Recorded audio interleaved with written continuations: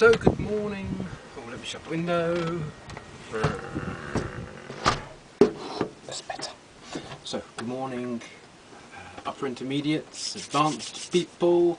This is just a summary of our first lesson, which was all based around phrasal verbs. Basically, a big phrasal verb dump. See what you could take from that, and then we'll look at trying to use some of these phrasal verbs during the course of the next 3 weeks, because it's a very short term, it's only 4 weeks long. So I'm just going to flick through and I'll put these photos at the end of the video as well. We started with the phrasal verb build, and we looked at prepositions we could add to that to build up a load of different phrasal verbs. And build up was a really nice one, wasn't it? Because you can build up your self-esteem, and you can also say London is a very built up area, crowded with loads of buildings. We moved on to give, and quite a simple one I think for you guys. Give up, meaning to surrender, if you're like in war, for example. Give up also to mean quit, if I've given up smoking, for instance. We also looked at give in, which also means to surrender, but it doesn't mean to quit smoking. So you can use give in and give up to mean surrender, but only give up for quitting smoking. We did something last term. I didn't get a chance to do this phrasal verb. It was very related to last term. Give away your daughter at your wedding. So that was how we used give away. Because what we're looking at here, we're trying to look at different ways of using phrasal verbs, not just in their literal sense, but in their idiomatic sense. So when they mean something different.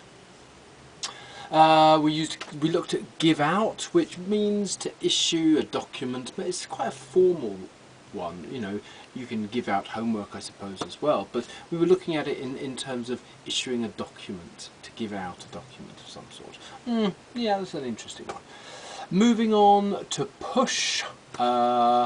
We had a really interesting debate. I was saying push away is a very physical thing, and then one of the students, I think it was Roberta, said, well, what about when you ignore somebody and you ignore them and you make them feel rejected and that pushes them away? So I could see what you were getting at there. I really like that. That's why I love these lessons, because it encourages you to come up with your own ideas for things that you might have heard in conversations.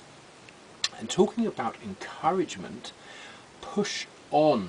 You know, we were talking about pushing on, once again pushing on something, but you could say push on and you try to encourage somebody to do something. So you could say, we were really tired, but our leader encouraged us to push on, and it was really like to move on, to continue. To push out, meaning to force, and we were looking at some of these push, and we got a little bit confused with something, a really nice expression that came up last term, which was to brush something under the carpet, pretending it doesn't exist. So that was push. We looked at sit. There's one that isn't actually on this list. There was one that isn't on this list, which was to sit out. Which was, if you don't enjoy something, I think I'll sit out on this round. I don't fancy playing this game. I'll sit out. We could use sit in as some sort of a protest. That was quite a nice one. And sit around or stand around, meaning to do nothing, just being there without a real purpose. Or if you feel helpless as well, you can use, we just sat around because we just couldn't do anything. Basically, sitting around and standing around is all to do with doing nothing or having no purpose or just feeling quite helpless, really. Point, very nice one from last term as well. Point out, to remark on something. To count on, to trust, to rely on. I really like that one as well. And finally, the last two we looked at was go and look. Quite a lot here. Go on to mean continue. Go out on a date, not just go out for an evening meal, but also to take someone on a date. That one came up in our love lesson last term.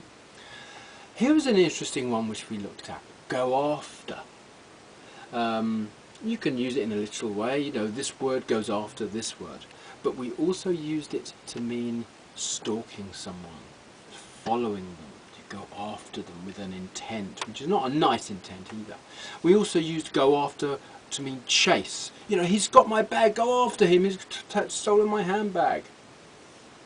To go about something means to do something. You went about that in a strange way. You did it in a strange way. That's a nice one. To go out and about was an expression that came out of all of these as well.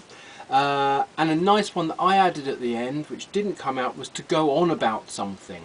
To nag about something all the time. We had go on, which meant to continue, but to go on about something means go on and on and on and on, like I'm going on and on and on and on about phrasal verbs. But it tends to be about, in a sort of nagging way, to go on and on and on, like if I was telling you, have you done your homework yet? Have you done your homework yet? You could say, my teacher always goes on and on and on about me because I'm not doing my homework.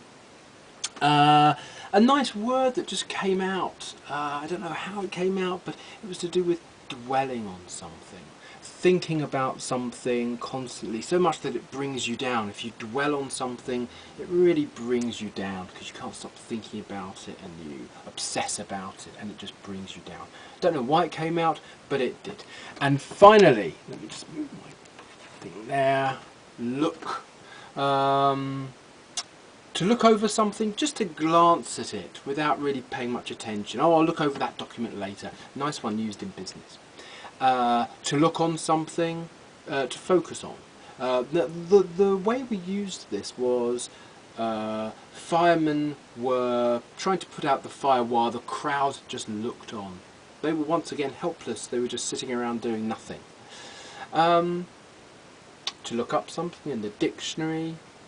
Nice one. To look after, to take care of, to look out, to be careful. All very common ones there.